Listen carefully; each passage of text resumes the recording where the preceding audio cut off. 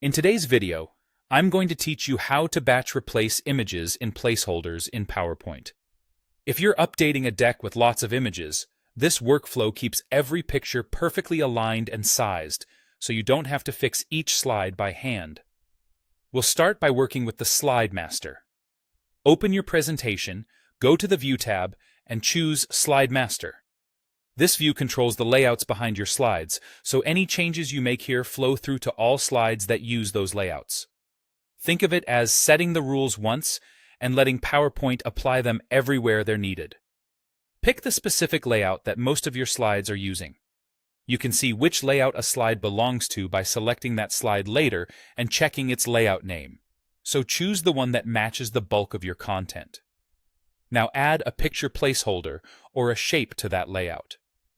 A picture placeholder is ideal because it preserves aspect ratio, cropping, and position when you swap images later.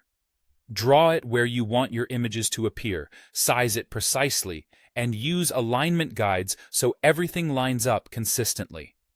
If you already had an image object in the layout, replace it with the placeholder to standardize the behavior. The goal is to have one consistent spot that every slide will reference. When you're done setting up the layout, close Master View. As soon as you exit, PowerPoint applies those changes to all slides that use that layout.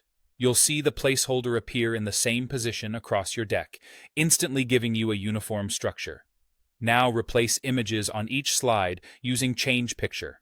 Click the image area on a slide, then use the Picture Format tab or right-click and choose Change Picture. Pick the source you want, like from a file, stock images, or online pictures.